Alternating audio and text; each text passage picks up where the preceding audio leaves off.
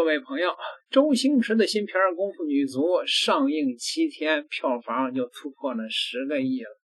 我最早呢对这个票房，我说星爷的这部片应该是30亿票房打底儿啊。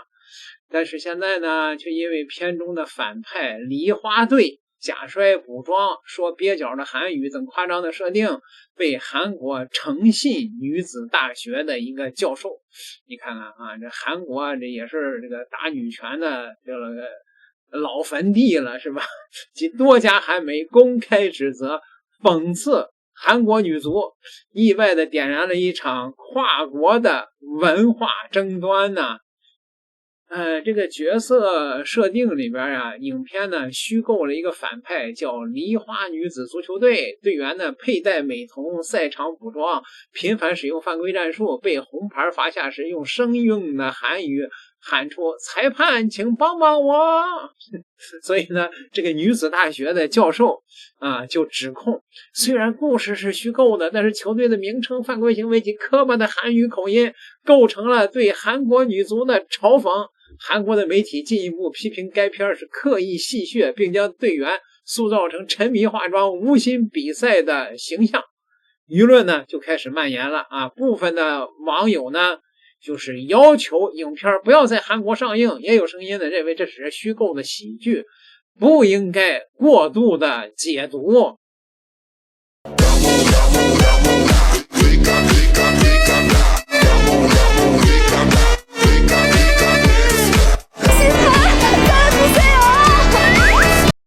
梨花队各个身怀绝技。 중화권 배우 겸 감독인 주성치가 만든 이 소림축구 후속편이 중국에서 크게 흥행하고 있습니다. 그런데 영화 속 한국 여자팀의 주특기를 반칙으로 묘사하며 비하하는 장면이 담겨 논란이 되고 있습니다. 베이징에서 강정규 특파원입니다. 2026 북중미 월드컵과 여름방학을 맞아 중국 개봉관을 휩쓸고 있는 영화가 있습니다. 우리에겐 주성치란 이름으로 더 유명한 저우싱치가 메가폰을 잡은 쿵푸 사커입니다. 2001년 소림축구의 후속편격으로 개봉 닷새 만에 1,700억 원에 달하는 흥행 수익을 올렸습니다. 是我觉得很能跟那些人物共情，那些女性力量、团队合作、团队精神特别的热血。 그런데 영화 속 한국 여자 축구팀을 비하하는 장면이 적잖이 담겨 논란입니다. 국내 유명 여자 사립대를 연상케 하는 팀명에 서클렌즈 등 한국 여성들의 화장수를 비꼬았습니다. 특히 한국팀의 주특기를 반칙 축구로 묘사했습니다. 먼저 발을 걸거나 때려놓고 이른바 할리우드 액션으로 중국팀의 경고나 퇴장을 유도하는 식입니다. 아무리 B급 감성을 표방했다지만 어눌한 한국말 대사는 실소를 자아낼 정도입니다. 가장 근래에 열린 작년 7월 여자축구 동아시안컵 한중전을 돌이켜보면 영화는 사실과 정반대입니다. 당시 지소연 선수의 가슴을 발로 차고 팔꿈치로 머리를 치는 등의 도넘은 반칙을 일삼은 건 정작 중국팀이었습니다. 쿵푸 사커는 8월부터 해외에서도 개봉할 예정인데 한국 상영 일정은 아직 확정되지 않았습니다. 베이징에서 YTN 강정규입니다. 韩国方面呢，玻璃心破防了，是吧？我们表示理解。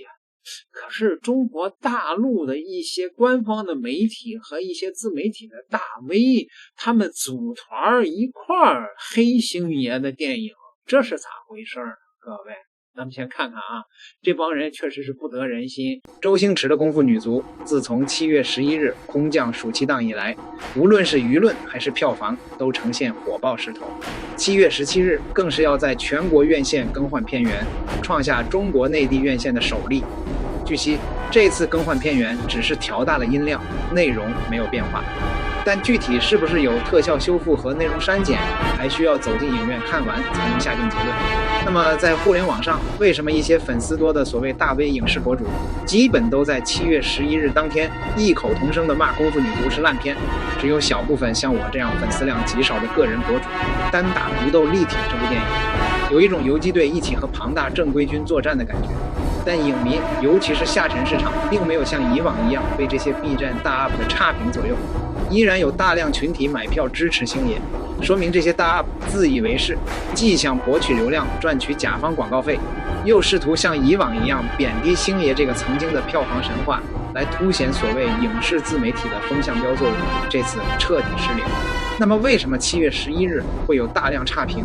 个人认为主要是以下4点原因。首先是所谓院线避雷，吐槽类的博主为了博取流量，只要是国内院线电影一出来，就必然鸡蛋里挑骨头，一顿攻击。阴阳怪气的文案加上极致的误导，从标题开始就让人觉得现在中国电影或者院线电影没一个好片。尤其是 B 站的大 UP 影视博主，往往粉丝基础大，平台也首先推流这些人作品。当他们为了吐槽流量，为了中间植入广告甲方爸爸的利益，为了自己一己私利，就吐槽70%以上的院线电影，或者有电影出品方塞钱的广告视频，哪怕是不好的片子也吹成神作之类。这类博主并不是热爱影视行业，而是借着影视行业吸血的寄生虫罢了。第二，就是星爷一直以来就是话题的中心，但近10年，由于不亲自出演，加上新喜剧之王的滑铁卢，影视博主们早就想好了骂星爷的话术，试图将他这次彻底打死。这种将以前高高在上的人拉下神坛并极致贬低，会有更多的眼球和话题。因为《功夫女足》这片子虽然出品方是18+，但这些公司这次并没有准备给博主单独的宣传费，以至于上来就借着不太好的预告片和特效，再加上自己的主观判断机制诋毁，试图让这片子第1天的口碑就彻底烂掉。但他们还是失算了，他们忘了这是周星驰。影迷们相信自己的眼睛，而不是看几分钟的视频就否定这个中国影视上的喜剧大师。第三，今年唯一全网好评的电影是《给阿嬷的情书》，全素人出演以及精良的表达感动了无数的观众。但这片子还是有迪丽热巴、张艺兴等流量明星，而吐槽流量明星造成贫富差距的对立，引发起网友的愤怒情绪，继而连带着赚取流量，是吐槽类博主的典型话术。第四，功夫女足的宣发团队因为知道这部片子主打下沉市场，所以把流量平台主力放在了某音。那么吐槽类 UP 主力的活跃平台就在 B 站上，某音会把吐槽功夫女足的视频限流，某音一些所谓娱乐博主因为辱骂星爷甚至被迫关闭评论，而 B 站上就形成了2极口碑大战的极端值，这也是平台不同导致。总之，功夫女足这部电影现在拥有极大的难度，所谓影视大 UP 试图影响票房走势的行为，这次在星爷的这部片子上彻底失灵。自媒体挣钱要有底线，而不是给你钱了就吹，不给钱就骂，也不要把影迷们当傻，被你带着情绪走工具。也许你们以前有很多好视频、好作品，但不要忘了自己的初心。我是一把来了，如果你们喜欢我的视频，欢迎点赞关注，我们下期不见不散。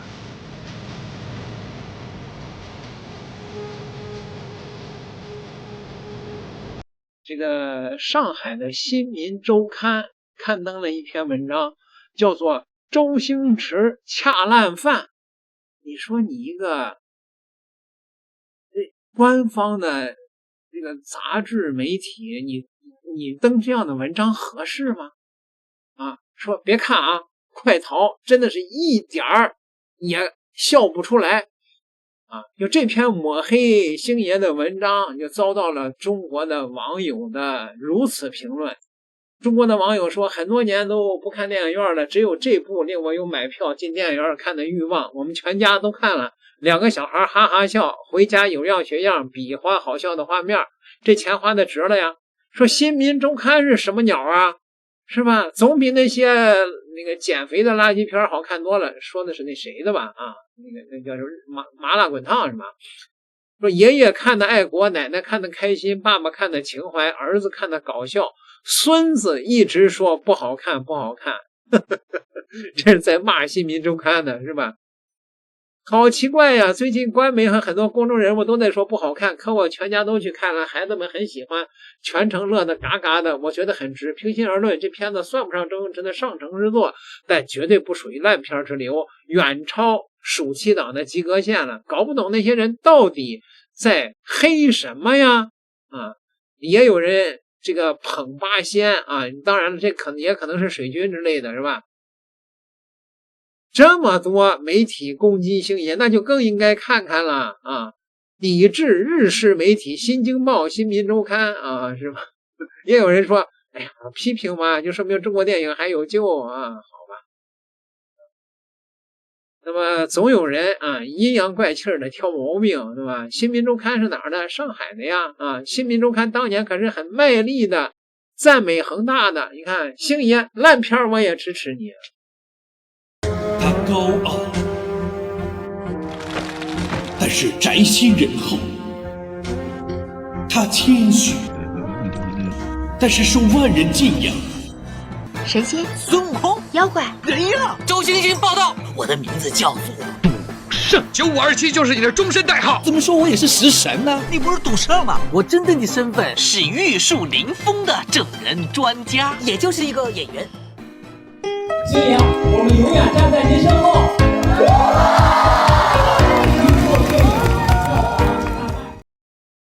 这就说明什么呀？这就说明星爷在中国是有着浓厚的浓厚的群众基础的。